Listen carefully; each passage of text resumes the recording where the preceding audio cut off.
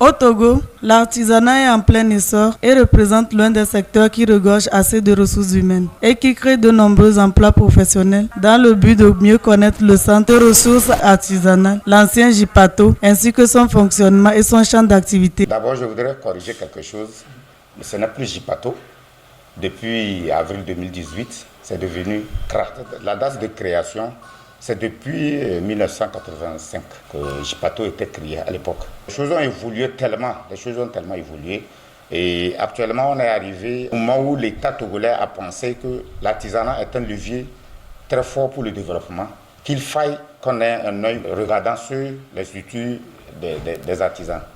Et en avril 2018, le décret a été signé en mars, et en avril 2018, on a tenu une réunion. Tous les JIPATO du Togo se sont retrouvés pour converger les idées, comme quoi maintenant ce n'est plus JIPATO, on a changé de dénomination, c'est devenu CRA, les centres de ressources pour l'artisanat.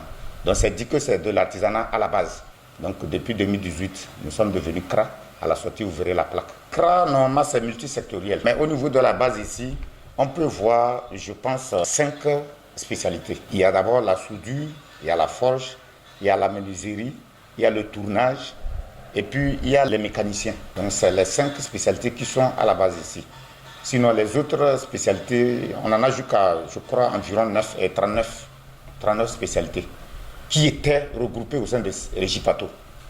Donc c'est 39 corps de métier qui constituent la cagnotte des artisans du CRA. Le CRA est une institution, si je peux me le permettre, c'est une entreprise, une micro-entreprise à la base de l'État togolais. Nous encadrons les artisans d'abord dans leur perfectionnement, parce que nous avons le matériel ici pour lequel on reçoit certains apprentis pour le perfectionnement. Donc nous leur donnons un coup de pouce par rapport à leurs commandes. Parce que lorsqu'ils reçoivent des commandes, ils n'ont pas de machines spécifiques pour les travaux. Ils arrivent ici et on discute le prix avec eux, juste pour les appuyer, quoi. Et donc à un prix quand même abordable, pour qu'on puisse leur donner un peu de tonus pour qu'ils puissent exécuter leurs commandes. Donc dans le développement, nous encadrons aussi les artisans dans le renforcement des capacités. À l'époque, bientôt 1 an, on leur avait fait un recyclage ici. Enfin, tous les corps de métier, les mécaniciens sont passés, les couturières et les couturiers, et puis les soudeurs aussi ont reçu un renforcement des capacités. Nous sommes dans la dynamique de voir si on pouvait créer un centre, un dépôt pour nos produits. Nous sommes dans la dynamique.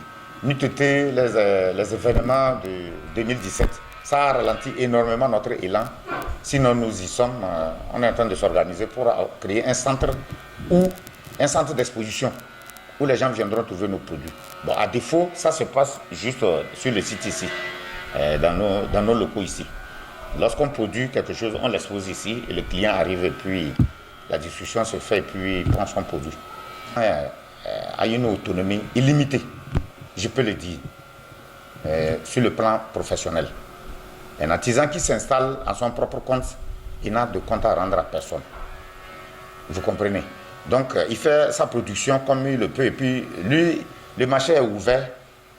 De par, je dirais, la politique de l'État togolais, le marché est ouvert. Chacun peut trouver son partenaire ou bien sa clientèle comme il le veut. Donc, il y a cet avantage d'autonomie, autonomie professionnelle et autonomie sur le plan financier. Il est libre de produire ce qu'il peut produire et il est libre de vendre à qui il veut, au prix qu'il veut. Donc il y a cette autonomie qui est un élément essentiel dans l'installation personnelle. Et puis la formation professionnelle, ça permet aux jeunes de se rendre utiles à tout moment. On est utile à tout moment parce que l'artisanat, ça produit beaucoup de choses. C'est multisectoriel. C'est vrai qu'on peut rester dans son domaine, mais on est toujours utile, on est toujours sollicité. Surtout si on fait bien sa production, on est toujours sollicité. C'est pour dire que l'artisan ne se repose pas comme ça. C'est à volonté qu'il peut se reposer. Parce que la clientèle est toujours là.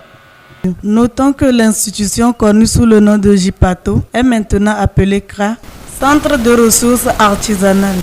Nous étions avec M. Kozi Mourou, directeur du JICENT, pour la découverte de ses activités et son mode de fonctionnement.